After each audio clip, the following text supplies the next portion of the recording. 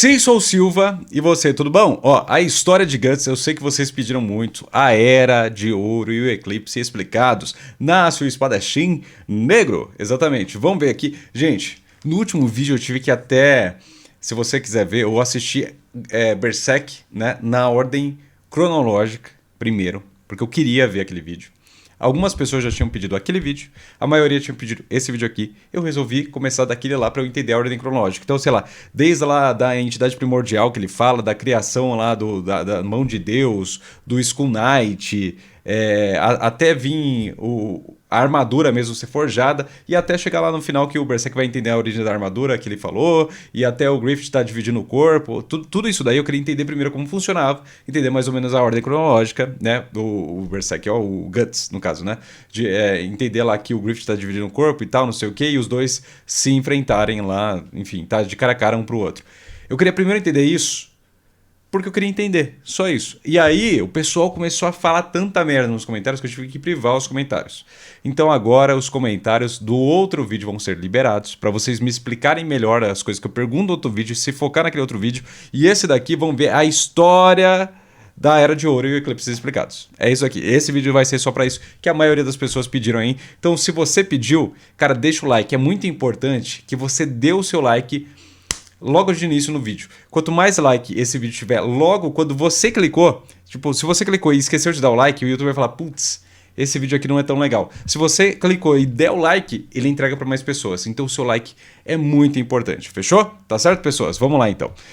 Recados dados, bora. Deixa eu ver, tá? O áudio tá indo? Tá indo. 32 minutos, pega a pipoca. E vamos ver isso aqui.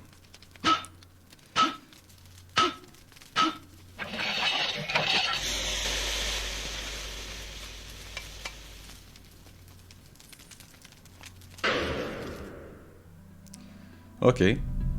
Neste mundo, o destino da humanidade é ser controlada por alguma entidade ou lei superior. É como se a mão de Deus pairasse sobre nós. E ao menos uma coisa é verdade. O homem não tem controle nem mesmo sobre a sua própria vontade.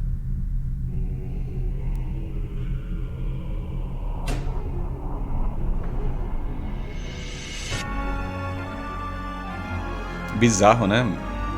Esse início. Evandro. Nossa, o Evandro, perigo aí dos noivos do Brasil. Que isso, cara? Isso aqui eu sei que tem coisas pesadas, tá? Fica aí o alerta. Ó, se você tá aqui, deixa o like, tá? Eu avisei no início. Se você dá play no vídeo e não deixa o seu like, o YouTube não divulga pra mais pessoas. Então, pra você me ajudar, só deixa o seu like, é de graça. E se inscreve se você não for inscrito, mas o like é muito importante mesmo, fechou?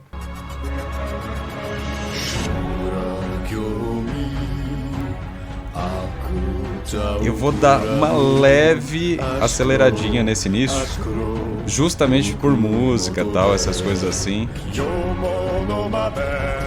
Cara, sempre dá merda no meu canal, é impressionante. Então vou deixar um pouco acelerado nessa parte. Pegou algum fly?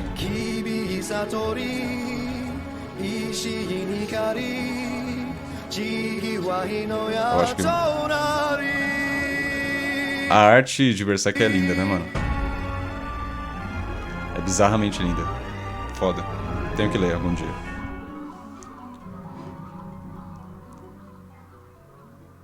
Incrível. O Reino de Midland e o Império Tudor travam uma guerra entre si por aproximadamente 100 anos. Entre derrotas e vitórias para ambos os lados, exércitos de mercenários se tornam mais proeminentes nos campos de batalha. Se houvesse uma batalha e um pagamento por ela, certamente um exército independente estaria lá. Dentre tantas pessoas que caminharam por esses campos de guerra, um homem levanta sua espada para proteger suas pequenas feridas que carrega em seu coração. Esse homem usa a espada para morrer com um sorriso no seu rosto. Mas em um dia distante, além dos seus sonhos, um dia distante, além de suas memórias, sua jornada começa quando ele vem ao mundo. Ainda sem nome, Guts nasceu do cadáver de sua mãe que foi enforcada e pendurada em uma Caraca, árvore, isso é onde bizarro. ele foi deixado para morrer sozinho em um berço de solidão, lama e Bizarro, sangue. cara. Assim são as linhas do destino e da causalidade. É impossível fugir dela, mas Guts, ainda bebê, contrariou isso. Imaginem que o destino é a lua refletida em um lago e os humanos são como peixes nesse lago. Por mais que se esforcem, os peixes nunca irão alcançar a lua. Apenas contemplarão o seu reflexo sem poder alterá-lo. Mas nesse mundo existem peixes que podem saltar acima do lago e criar ondulações, movimentos esses que interferem diretamente destino. em como o reflexo é reproduzido no lago. Guts é uma dessas Interessantíssimo pessoas. paralelo, Um grupo de cara. mercenários liderado Interessante. por um homem chamado Gambino acabou passando por esse local terrível e ele É aquele famoso, né? Enquanto a ordem natural que nós chamamos de destino estaria participando ou estaria interferindo. notaram a criança embaixo daquele cadáver putrefato. Presumindo que o bebê também estivesse morto, eles continuaram seu caminho. Porém, o bebê começou a chorar, para surpresa dos mercenários e de uma mulher chamada Shisu, ainda muito abalado por ter perdido prematuramente seu bebê dias atrás. Shisu imediatamente foi em auxílio daquela criança jogada na lama. Gambino acabou permitindo que a mulher guardasse Guts para o seu próprio consolo pessoal, apesar das circunstâncias do nascimento de Guts serem consideradas ameaçadoras e sinais de má sorte por todos os seus companheiros.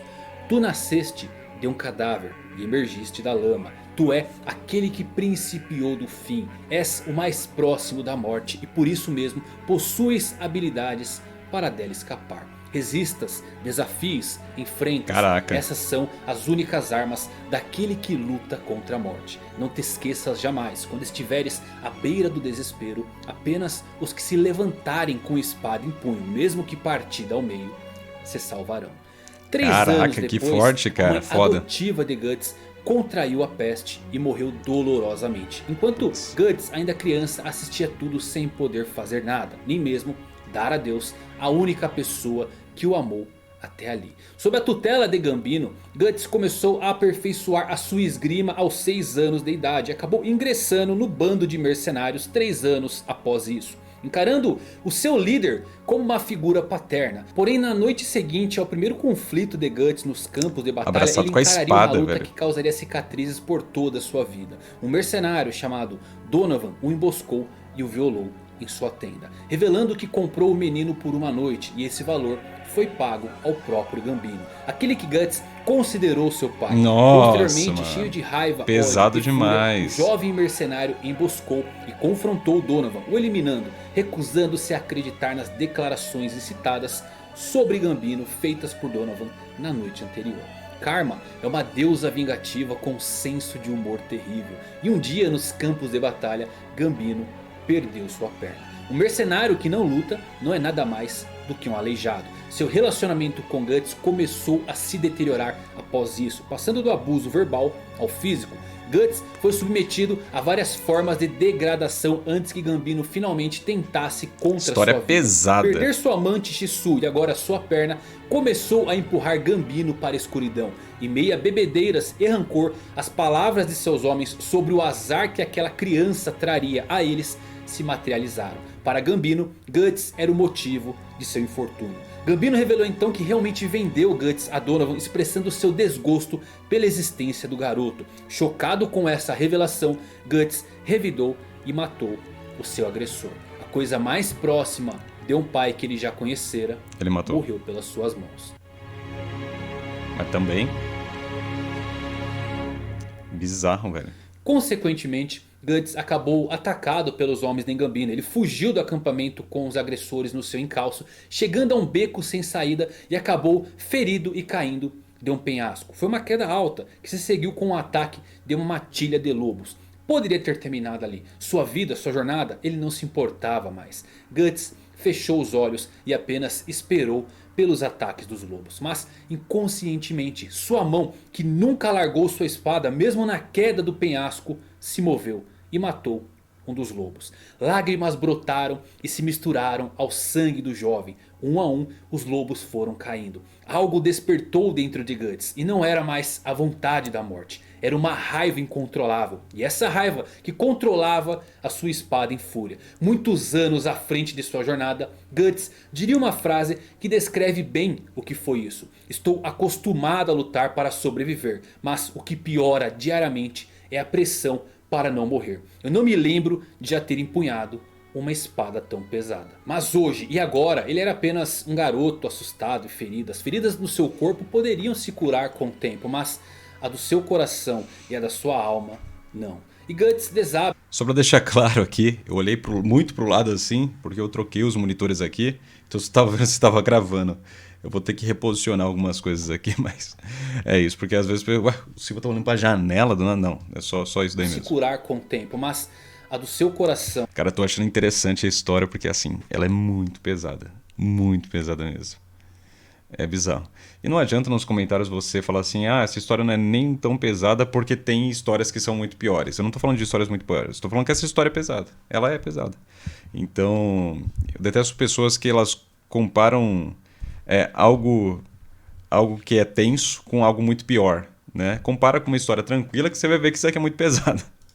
E a da sua alma, não. E Guts desaba. Pior que eu falo em teor de sanguinolência, conteúdo, né, que pode dar uns gatilhos fortes aí nas pessoas, então é foda. Consciente. Ele acabou sendo descoberto e alistado como uma criança soldado em outro grupo de mercenários que o encontrou desmaiado. E algum tempo após isso, Guts continuava fazendo a única coisa que aprendeu em sua vida: lutar. E uma dessas batalhas em que ele estava como um mercenário, calhou do jovem estar ao lado dos perdedores na batalha. Guts e seus companheiros mercenários foram capturados e levados para serem usados como escravos. Jogado em uma cela fria e se alimentando de ratos que empesteavam o local, o jovem mercenário se vê deslumbrado com uma pequena flor que nasceu naquele lugar de morte. Ali ele viu pela primeira vez um espírito abandonado de uma flor solitária chamada Tite, que cuidou dele e lhe devolveu sua saúde, enquanto Guts se preparava para uma luta com o filho de seu captor, que queria usar Guts apenas como um boneco a ser morto para que seu filho despertasse a coragem necessária para os campos de batalha.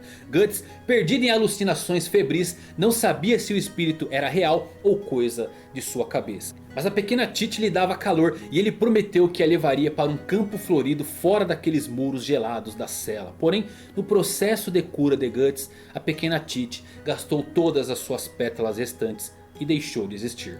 Grato por sua ajuda, Guts decidiu levar os restos da pequena flor para um vale de outras flores com ele, após a sua fuga. E após derrotar o filho de seu captor, ocorre um assalto ao castelo por seu bando mercenário. Guts, perdido nas confusas memórias de sua juventude, não sabia dizer se Tite era um sonho ou realidade. E escondido nas flores de primavera de outro dia, cumpriu sua promessa de colocar os restos da pequena flor em um vale de flores radiantes.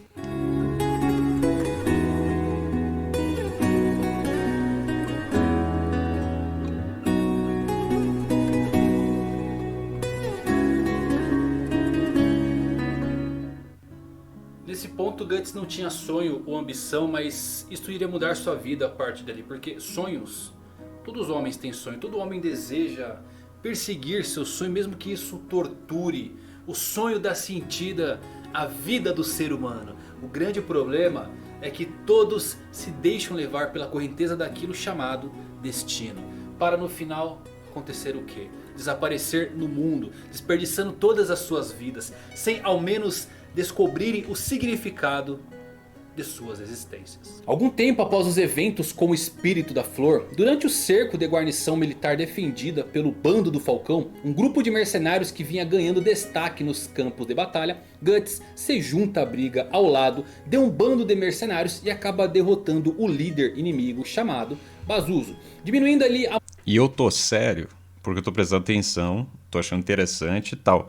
Porque se eu não fico assim, ó, toda hora, a galera acha que eu não tô gostando. Não é isso. Tô aqui prestando atenção. Cada vídeo é um vídeo, gente. Pelo amor de Deus. Deu um bando de mercenários e acaba derrotando o líder inimigo chamado Pazuzu, diminuindo ali a moral do inimigo e permitindo a captura do forte. Após receber seu pagamento, ele parte sem rumo, mas é atacado por membros do bando do Falcão, buscando reivindicar sua recompensa e vingança por conta de sua interferência, já que Guts tirou todo o brilho da vitória do bando. Ele despacha facilmente a maioria deles até ser confrontado pelo próprio líder do bando, um homem cheio de ambições chamado Griffith, o Falcão Branco. Griffith tinha, ao contrário de Guts, um sonho. Ele queria ser rei, ele queria o seu próprio reino. Griffith personifica o oposto de Guts. Um é o branco, o outro é o preto. O Falcão rapidamente incapacita o espadachim e o leva para o acampamento dos Falcões. Acordando vários dias depois, Guts recebe de Griffith a opção de se juntar ao bando do Falcão, embora ele prontamente se recuse, optando por desafiar Griffith em um duelo. Ele estipula que o Falcão Branco pode reivindicá-lo no advento de derrotá-lo em combate. Alimentando um grande interesse em Guts, Griffith concorda com os termos e os dois se envolvem em uma batalha incrível, com o Falcão Branco derrotando o espadachim e recrutando ele como membro oficial do bando do Falcão. Em 3 anos, Guts é promovido a capitão da cavalaria. E por seus inúmeros destaques no campo de batalha, o bando do Falcão é formalmente recrutado pela coroa de Midland em sua campanha secular contra Tudor. Durante a tomada de uma fortaleza de Tudor, os Falcões se veem em uma encruzilhada quando cerca de 50 soldados de Guts são massacrados por um único inimigo enterrado no interior da cidadela. Boatos começam a correr entre os Falcões que dentro desta fortaleza estaria um lendário guerreiro imortal. Farto desses boatos, Guts se aventura na cidadela, onde se depara com o monstruoso Nosferatu Zod. Inicialmente surpreso com a aura avassaladora de seu oponente, Zod, intimidado por evitar os golpes de Zod, Guts acaba arriscando sua vida em um único movimento e com isso dá um duro golpe no guerreiro. No entanto, isto apenas empolga mais Zod. Depois de 300 anos, finalmente encontrou um homem capaz de machucá-lo. Posteriormente, Zod assume sua verdadeira forma, se tornando em uma gigantesca e aterradora criatura. Zod era o verdadeiro demônio sem explicação. Petrificado pela transformação de Zod, completamente congelado, sem entender nada, Guts é espancado e quase esmagado pelo monstro. Antes que os esforços de Griffith interfiram, quando Griffith vem ao auxílio de Guts, Zod bloqueia o caminho da fuga dos dois Falcões, forçando eles a executar um único movimento de pinça no monstro, no qual os dois causam danos substanciais à besta. Em retaliação, Zod acaba golpeando Griffith e o arremessando em uma coluna. E no momento que ele daria o golpe final no Falcão Branco, algo chamou a atenção de Zod. Griffith portava um pingente peculiar, ao qual ele chamou de berrelite carmesim, o ovo do rei. Zod se vira então para partir do local, mas não sem antes deixar um aviso a Guts. Se você é alguém que esse homem considera como um verdadeiro amigo, é bom que saiba, no momento em que as ambições dele forem frustradas, a morte virá buscar você. Uma morte certa, da qual jamais poderá escapar. Após isso, Nosferatu Zod parte do local e Guts olha para o céu sem entender nada do que havia acontecido.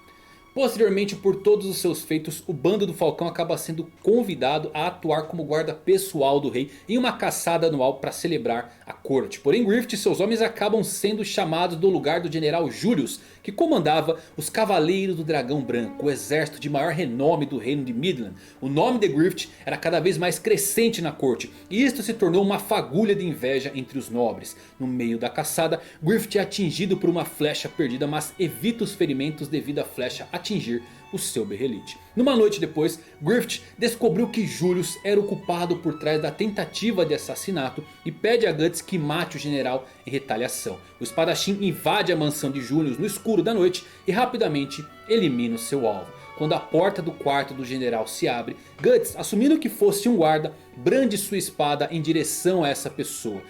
Mas ele se enganou quando pensou que era um guarda e acaba matando o filho de Julius. Caraca! Com os guardas alertados, Guts, perturbado, sai do local e foge pelos esgotos de Windham, onde revive pesadelos com Gambino, Donovan e todos os monstros que residem em seu passado e mente. Ele segue a caminho do hall do castelo onde Griffith deveria estar, e Guts flagra o Falcão Branco em uma conversa casual com a princesa Charlotte, herdeira do trono, onde Griffith fala de sua interpretação de um verdadeiro amigo, a princesa Charlotte. Eles, os Falcões, são excelentes tropas. Juntos enfrentamos a morte tantas vezes. Eles são meus camaradas valiosos, dedicando-se ao sonho que eu persigo. Mas, pra mim, um amigo é alguém que nunca dependeria do sonho do outro. Alguém que não seria compelido por ninguém, mas determinaria e perseguiria sua própria razão de viver. E se alguém atropelar esse sonho, ele se oporia a ele de corpo e alma. O que eu acho que um amigo é alguém que é meu igual. Com a conclusão do monólogo de Griffith, Guts deixa a cena irritado com a implicação de que ele também, em última análise, nada mais era do que um trunfo para a realização do sonho de Griffith. Ele nunca foi de fato considerado um amigo, apenas um degrau para a ascensão do Falcão. O bando do Falcão pouco depois se propõe a combater os Cavaleiros da Baleia Azul de Tudor. Durante o combate, Casca, uma das comandantes do bando do Falcão, estava tendo dificuldades com o comandante inimigo, pois não se sentia bem naquele dia. Uma febre a acometia. Guts, percebendo os problemas de sua companheira, corre em seu socorro, mas Casca desmaia e cai em um precipício onde Guts mergulha sem pensar para salvar a vida de sua amiga. Quando a chuva finalmente cessa, Casca acorda e imediatamente ataca a Guts, que havia despido tanto ela quanto ele para aquecer o corpo gélido de Casca. Perturbada por suas deficiências femininas como soldado atrapalharem suas ações, ela descontava essa raiva em Guts. Guts pergunta por que ela se tornou uma mercenária, para a qual ele explica que a razão de sua idolatria e devoção ao Falcão Branco, como sua espada juramentada, era por Griffith ter salvo a sua vida. Ela sempre estaria ao lado do Falcão. A conversa deles é interrompida pelos movimentos da tropa de Tudor, perto de sua localização. Percebendo que as forças inimigas logo se instalariam na área, eles decidem partir após o pôr do sol. No meio de sua fuga, os dois falcões estão cercados por um enxame de tropas inimigas e Guts decide ficar para trás, ganhando tempo assim para a fuga de Casca e dizendo para ela retornar ao seu mestre. Casca, relutante, deixa Guts para trás e o espadachim entra em um duelo que marcaria a história. Quando Casca consegue retornar com o bando do Falcão para ajudar Guts, se deparam com uma cena chocante. Guts, recostado em uma árvore, semi-morto, mas ainda agarrado à sua espada. Ele foi capaz de derrotar todas as tropas de Tudor que estavam na floresta, matando sozinho cerca de 100 soldados. Naquele dia, ele ficou conhecido como o Matador de 100 Homens.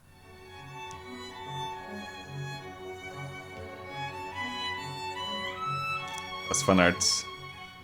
No auge da glória do bando do Falcão, quando por fim eles são nomeados como nobres, deixando de ser um simples exército mercenário e entrando definitivamente para ser um exército real de Midland, Guts toma uma das decisões mais difíceis de sua vida. Ele deixaria o bando do Falcão, pois não queria seguir o sonho de Griffith. Ele queria achar o seu próprio sonho. Ele queria ser um em igual a Griffith, o único homem que ele considerou um amigo na vida. Os olhares das pessoas irão se fixar em alguém cujos sentimentos são iguais às delas, para proteger a sua própria felicidade, para realizar seus próprios sonhos e apenas para sobreviver. Será que haverá algum momento onde alguém possa viver seu próprio sonho sem causar uma ferida no coração de alguém? Griffith não aceitou essa partida. O Falcão Branco ficou confuso pela primeira vez na sua vida. Entre milhares de camaradas e 10 mil inimigos, só você me fez esquecer o meu sonho. Guts não podia ir embora e Griffith mais uma vez o desafia para um duelo. E o vencedor deveria ceder ao desejo do outro, mas dessa vez Guts supera o Falcão. E Griffith cai de joelhos na neve, sem olhar uma única vez para Guts, aquele que mesmo sem saber também considerou um dia seu amigo. Guts também não olhou para trás, seus olhos só olhavam para frente, para perseguir um sonho próprio e por fim ser igual a Griffith. Nossa, cara.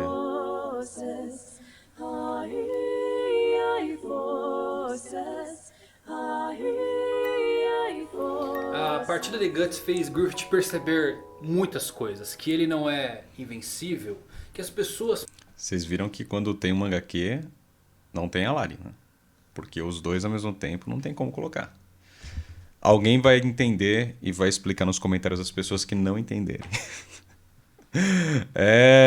Eu vi histórias, eu sei histórias de você.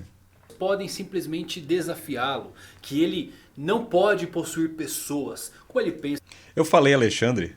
Ou falei Evandro? Eu não sei o que eu falei. Caraca, é isso.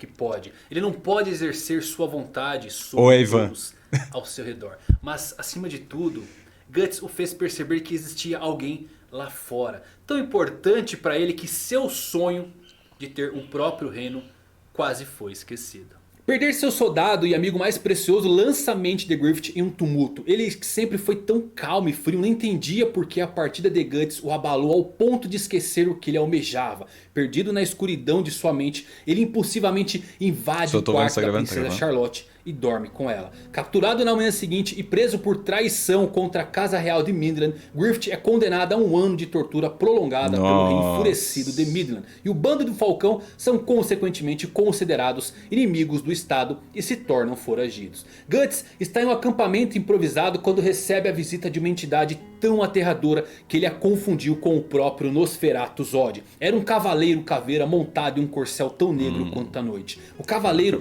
veio deixar um aviso para Guts. As engrenagens entraram em movimento. Tudo começa agora e termina daqui a 1 ano. No momento do eclipse. Você e seus amigos estão caminhando cegamente rumo ao seu fim. Uma tempestade de morte cairá dos céus para consumir vocês. Mas você precisa se lembrar, guerreiro. Tu nasceste de um cadáver e emergiste da lama. Tu é aquele que principiou o fim. És o mais próximo da morte. Por isso possuis a habilidade para dela escapar. Resista aos desafios e enfrentes. Essas são as únicas armas daquele que luta contra a morte. Não te esqueças jamais. Quando estiveres na beira do desespero, apenas os que se levantarem com espada em punho, mesmo que partida ao meio, se salvarão. O Cavaleiro Caveira parte na noite tão misterioso quanto a sua chegada. 1 ano depois, tendo recebido notícias das atividades continuadas de seus ex-companheiros, Guts se reúne com Casca e os remanescentes do bando do Falcão para então salvar Griffith. Guts vinha compartilhando com Casca uma crescente paixão, sempre cercada de muita tensão entre ambos. E após esse reencontro, eles por fim tiveram um breve romance. Partiram então na sequência para ajudar e resgatar Griffith debaixo da Torre do Renascimento, onde ele era mantido preso e torturado. Eles invadem o local com a ajuda da própria princesa Charlotte e o que encontram é uma das cenas mais tristes de sua vida. O belo homem que um dia foi chamado de Falcão Branco não era nada mais do que um trapo de pele e ossos. Seus tendões foram cortados e ele nunca mais andaria ou usaria uma espada. Sua língua foi arrancada e sua bela voz nunca mais ressoaria. A única lembrança verdadeira do que já foi Griffith era o seu elmo que foi mantido em sua cabeça durante todo o tempo em que foi torturado. Na região da fronteira de Midland, os Falcões concordam com a gravidade dos ferimentos de Griffith e discutem sobre o seu futuro. Porém Griffith escuta a conversa e percebendo que ele nunca mais seria o que foi um dia, reúne todas as suas forças para comandar uma carruagem e foge da área. Guts e os Falcões saem em sua busca. Quando Griffith acaba batendo e destruindo sua carruagem, é arremessado e aterrissa em um lago onde acaba perfurado por um galho. Enquanto seu sangue se mistura à água, Griffith vê algo reluzir à sua frente. Era o seu berrelite carmesim, o ovo do rei, que lhe foi dado tantos anos antes por uma velha vidente. E ele havia perdido nas masmorras enquanto estava preso e era torturado. O berrelite voltou a ele e ao tocar seu sangue, a caricatura do que era o ovo começa a se realinhar em um ovo de lamentação. O berrelite era a chave dimensional dada àqueles destinados a se tornarem um deus. Mas um preço devia ser pago e esse preço era o sangue. Guts e os outros correm para o local, mas são levados para uma dimensão alternativa quando por fim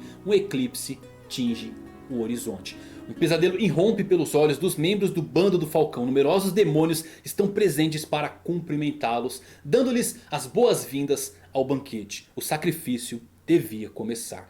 4 entidades emergem aos céus, anjos para uns, demônios para outros. Eles são os membros da mão de Deus. Yubik, Slan, Conrad e aquele que parece ser o líder deles, Void, revela o propósito daquele eclipse. Em um ciclo de 216 anos, um eclipse como esse surge para coroar um novo membro. O 5º anjo devia nascer agora, o Falcão das Trevas, e esse escolhido era Griffith, criado pelas linhas do destino e da causalidade, moldado para ser aquele que traria a escuridão para o mundo. Griffith jamais abandonaria seu sonho e oferece seus companheiros como sacrifícios, a fim de se juntar às fileiras divinas, como foi predestinado pelo Deus do Abismo, a ideia do mal. Griffith, tendo avaliado suas opções como inválidas e reafirmando seu sonho e ambição, oferece todos os seus ex-camaradas como sacrifícios, desencadeando assim a marca do sacrifício em cada um de seus antigos companheiros. Uma marca que sangraria para sempre quando na presença de apóstolos. E o sinal foi dado. Era a hora do banquete. Um verdadeiro massacre ocorre onde um a um os membros do bando É meio Falcão Hellraiser, são né? devorados Aqueles por monstros. bichos ali. Griffith se envolve em um casulo e inicia sua transformação. A escuridão absorve meu pensamento. A ausência invoca a demência. A luz se esvanece. Invoco-te, meus pensamentos, e terei o meu momento a sós. Contigo, escuridão. Guts luta incansavelmente contra os demônios vorazes, sedentos de sangue pelo impiedoso banquete de seus amigos. E eventualmente acaba contido quando seu braço é mordido por um demônio. Naquele ponto seus amigos já estavam todos mortos. Pippin, Judô, Corcus, seus cavaleiros, não restava nada além de pedaços. Casca é a única sobrevivente e está a poucos passos de Guts, desacordada e capturada por um demônio que lentamente arranca suas roupas e se prepara para violar o corpo da guerreira, enquanto um Guts enfurecido tenta se livrar para salvar a sua amada. Mas algo pulsa, o ar para, o tempo congela e os olhares todos olham para um único lugar. Ele nasceu, o quinto rei abençoado, aquele que possui as asas da escuridão.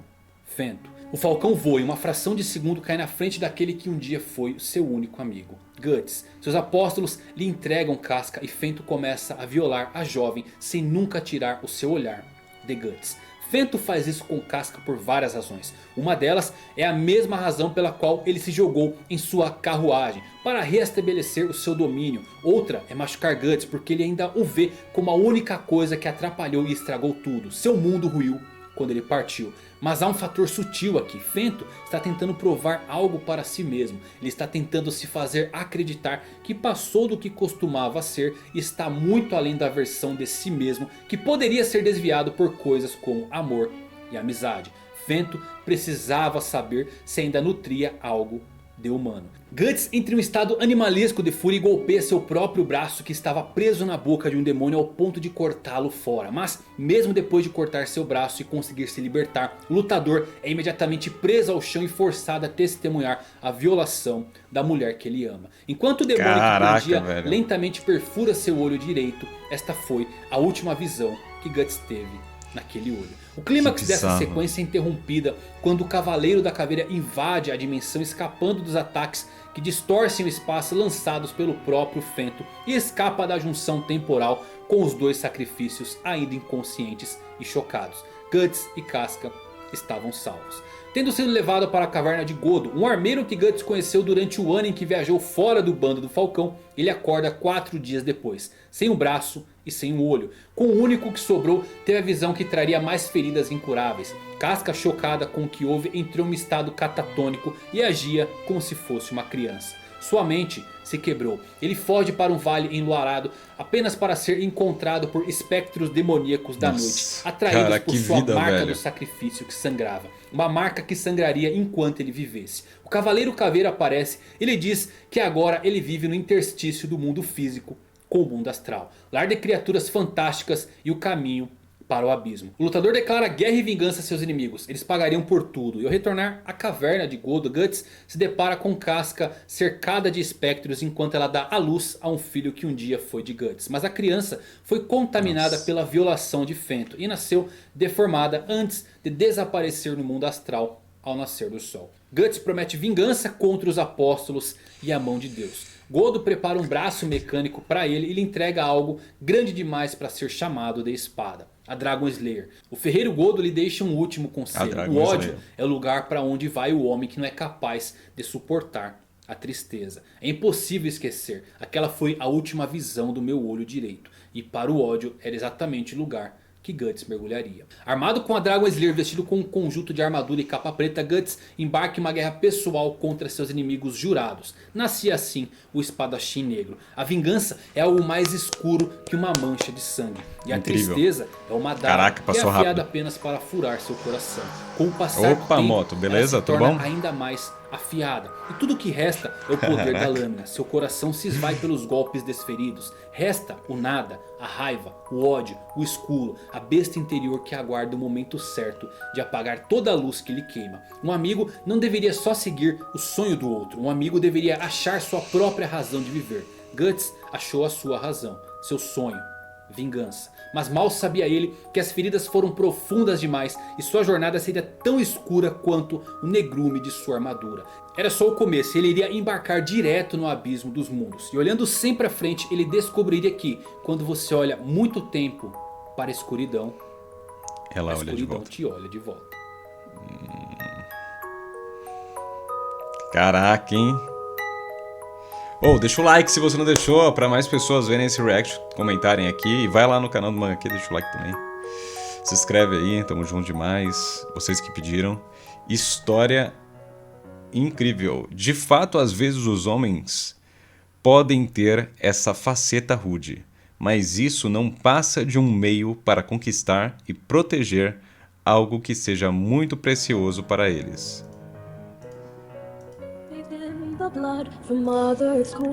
É como uma faca de dois gumes. Algo precioso como a família ou pessoas queridas?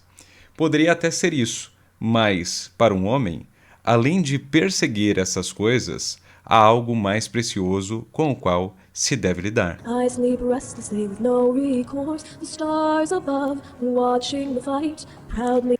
Algo mais importante para ele que para qualquer outro, aquilo que ele quer conquistar para si mesmo, o seu sonho. Alguns sonham em conquistar o mundo, outros decidem suas vidas a promoverem suas espadas. Echo the tale of this night. I will never forget you. Your face. Alguns sonhos são perseguidos por um único homem, que dedica sua vida inteira a isso. Outros sonhos são como uma tempestade, devastando vidas e, com isso, milhares de sonhos de outros homens. On my mind as I stand alone to atone in the Os sonhos nos sustentam. Sofremos pelos sonhos, vivemos pelos sonhos e morremos pelos sonhos. frozen night. Voices of the lost and the damned return now and sing. Mesmo os abandonando, eles continuam chamuscando em algum lugar em nossos corações, provavelmente até o momento da nossa morte. Together again. Hi, voices. Hi, Ai, não consigo ler. Tá por cima. voices. Eu acho que por um segundo mostra. Não. Será que mostra? Now and sing together again. Hi, voices. Qualquer homem deseja uma vida dessa a si mesmo, assim como você. Voices. Hi, voices. Caraca, hein? Agora eu vou ter que diminuir a velocidade para eu conseguir ler esse finalzinho, porque se ele aparecer devagarinho, eu consigo... Olha lá, ó. Qualquer homem deseja uma vida dessa a si mesmo, assim como você, ok. Agora a frase final. Ai meu Deus, cadê a frase final?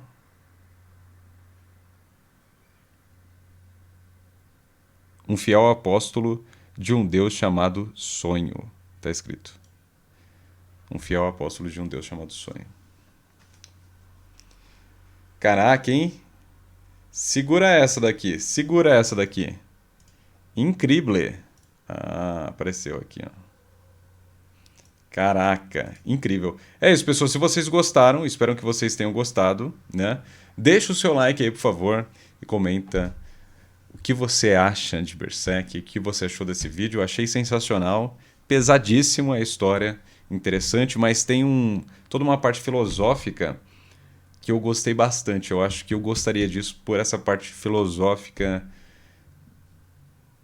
que o o Mangão ele conseguiu traduzir bem no texto dele. Tá certo? É isso, pessoas. Quero saber o que vocês acharam. Até o próximo vídeo e tchau. Valeu.